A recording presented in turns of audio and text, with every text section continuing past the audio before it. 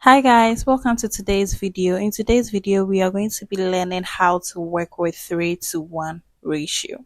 So we have already discussed in the first upload that for working with resin art, there are three main ratios.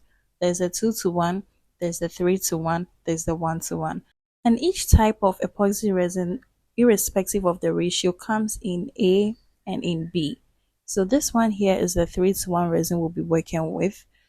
This is the A and this one here is the B, and it's the 3:1 mix ratio. We'll be getting into that as the tutorial goes on. Yes, so next on the list for today's project is the mixing cups we'll be using. So these cups are silicone. They are available in different sizes. So you realize that on the silicone cups there are graduations or inscriptions that helps with the measurement. Next we have luminous powdered pigments. Luminous pigments glow in dark, so you will see their effects as we use them during the project. The next item on the list is the lighter. As a resin artist, anytime you are working, you should always put your lighter beside you. And next, we'll also be working with our mixing sticks. For today's tutorial, we'll also be using the silicone spatula alongside this wooden mixing sticks. We also need some gloves, and we'll be working on bookmarks today with the ratio we are going to be pouring. You also need to get some wet wipes in case you have any spillage or you need to wipe anything.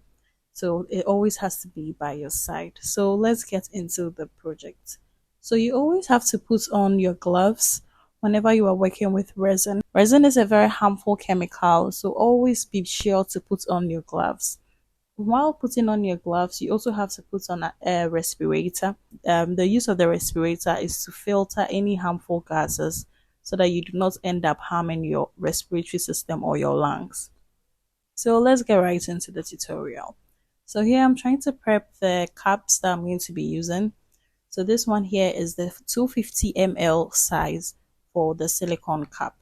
So I'm going to use this silicone cup here to do the measurement.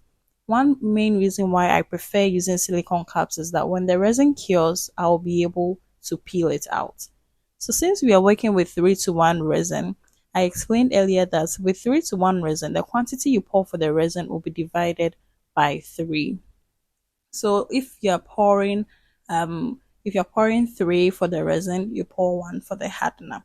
If you're pouring 6 cups of resin, you pour 2 cups of hardener, and so on and so forth. Silicone cups come in different sizes, so you just select the size you want to work with based on the quantity of resin you are using, or based on the pour you have in mind for your project. Good. So for the mixing, I'll be using the 250 ml cup, and then we are going to start by pouring the A into it. So since this is a 3:1 mix ratio, whatever quantity we pour for the resin or the A, we're going to divide by 3. Okay, good. So when we divide by 3, the result is what we are going to pour for the hardener. So this one here is the B, which is the hardener, which we are only going to pour 1/3 of the resin for. I'm hoping I'm not confusing you in any way. Good.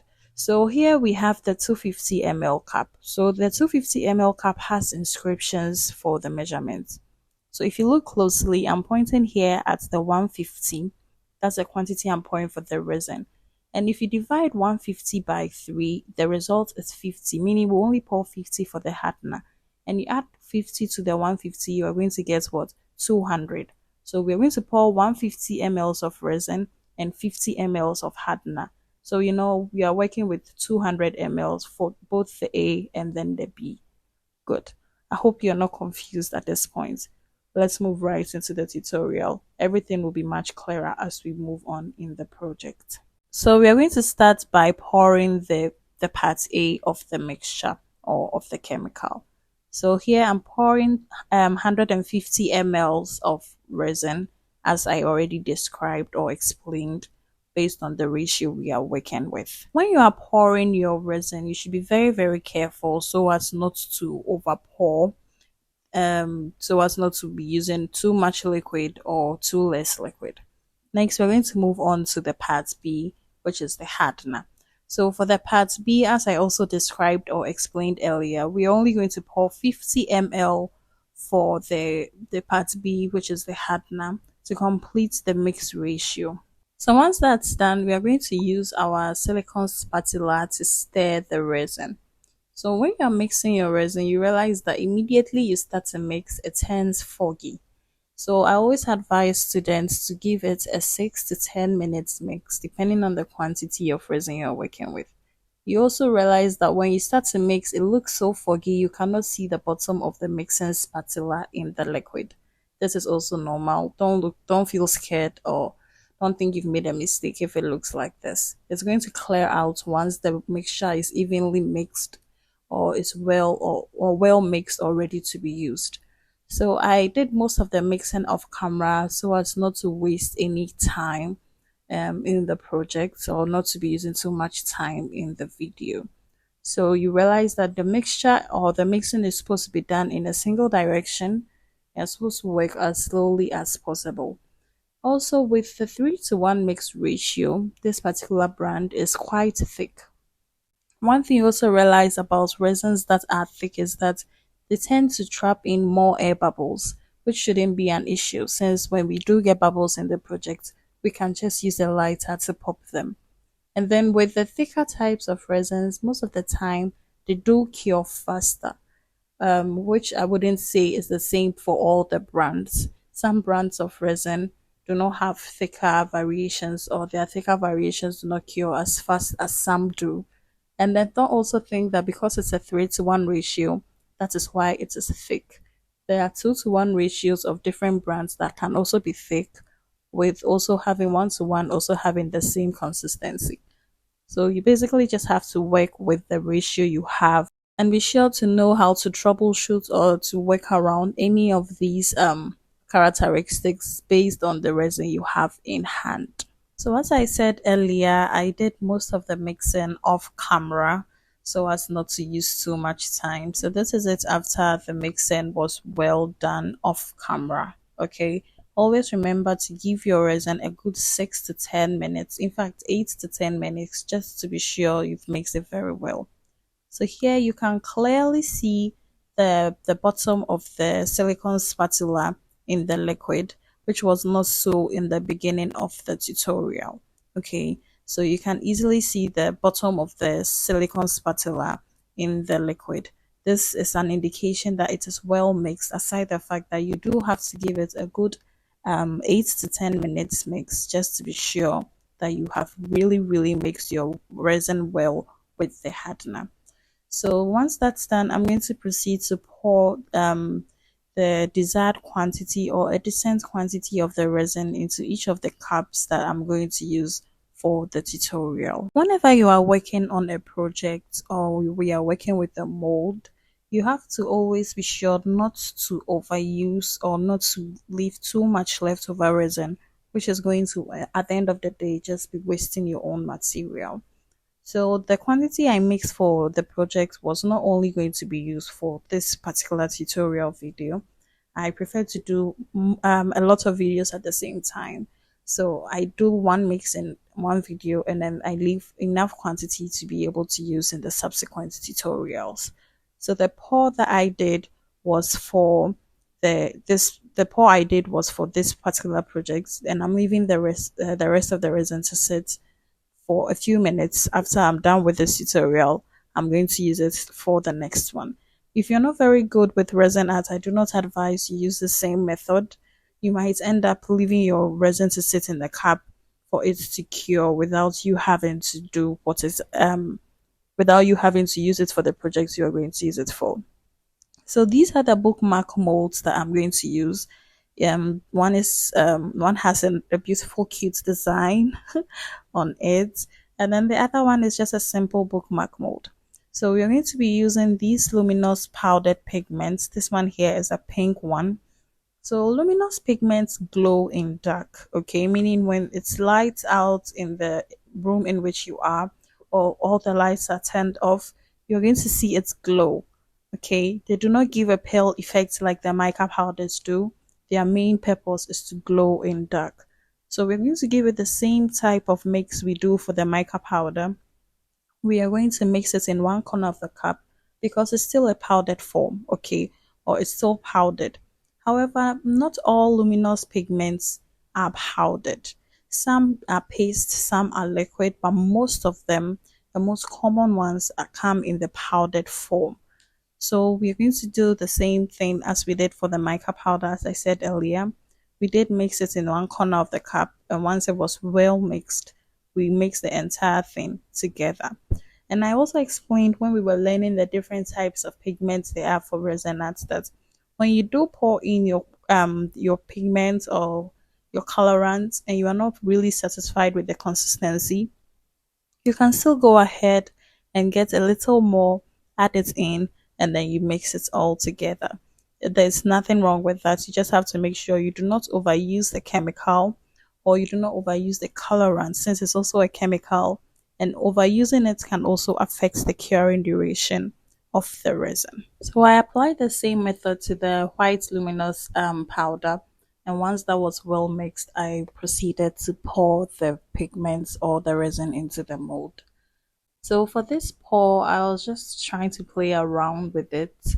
I really didn't have in mind any design I wanted to do. So I was contemplating and just decided to start by pouring the pink luminous into the head of the bear for the first bookmark. So I just wanted to do a rough one color here, one color there for the pour, just to kind of see the effects, the luminous effects of each of both luminous powders in each project. Yeah, so that's basically what I did for both bookmarks. I did the same, kind of the same to the second one. So when working with these kind of silicone molds where there are these little protruding designs in the mold, when you end up covering those protruding designs, you tend to cover up the intended design the producer of the mold had in mind when making them. So when that happens, it's also very normal. We are working with liquids here, so you can't really tell where the liquid is going to end up. But in case that happens, you can just use your mixing stick. You just use it to tap the surface of the liquid and then you just wipe it onto your wet wipes or whatever it is you have that you can use to do the wiping. Another method is to use some pipettes to just pick up some of this liquid, meaning you are just trying to reduce the quantity in the mold. One reason why these little designs do end up getting covered up is when the liquid you are pouring into the mold is way too much. So since I mistakenly did cover up the designs, I just tried to tap out some of the liquid to just reduce the quantity in the mold so that you can still see the design that the mold is supposed to give us. So I did pop some bubbles on the surface of that project before I proceeded to work on the second bookmark. So for the second bookmark, I really didn't have a design in mind. I just wanted to just pour in a pattern. I didn't really want it to look so plain, so I decided to just um use a messy pour design. Just pour the pigments, make them blend by themselves in the mold, and that's all for this one. There was no inspiration behind this project, don't let me lie to you. I really didn't have a design in mind. So once I had gotten enough quantity of the resin in the mold, I went back to trying to get as much liquid or as much resin from the previous mold so as to reveal the design the producer of the mold intended for the end piece or end project to have. You should always bear in mind that no matter how experienced you are in resin arts, you should always have room for errors. You should always have room for errors because we are working with liquids here, and no matter how premeditated your design could ever be, at a point in time the liquids will have a mind of their own and they are going to sway or swell in their own, okay, or on their own. So don't get frustrated if maybe you're trying to create a perfect design and then it ends up getting into turning into something else. It's normal. This is one reason why resin art is very unique. You can recreate exactly what you did in a previous tutorial on a current tutorial. So I left this for it to cure, and once it's cured, this is how it looks. So I did mention earlier that we are working with luminous pigments here, and they do glow in dark. Okay, so this is the project in the dark. You can clearly see the shape of the mold that was used in making it. I proceeded to demold them from the mold I used in making them. Here you can see the cute little face of the bear, which would be much easier to identify once it's demolded. So this is it. Demolding is actually very satisfying. Yes. So this is the bear bookmark mold after it was demolded, and here I'm demolding the small regular bookmark from the bookmark mold. And this is how cute they look. This is so perfect. This is so perfect. So you might be wondering what at all a bookmark is. Okay, so a bookmark is a physical tool that is used to mark a page in a book. So bookmarks are actually a perfect gift for people who really love reading books. They just have to just place them in the page or in the book to mark the page wherever they got to while reading their book. That's basically the role or the use of a bookmark. The most common way to accessorize or to add a little bit of design to resin bookmarks is to use silk tassels. Silk tassels come in different colors, so you just select the color you prefer based on the projects you are working on. So this is me adding the silk tassels to the bookmarks. I really hope you do love this project, and I hope you are able to recreate this in your own way in the comfort of your home. Thank you so much for watching today's tutorial. Don't forget to like, comment, share this video, and if you haven't subscribed, please remember to do subscribe. Hope to see you in the next tutorial. Bye bye.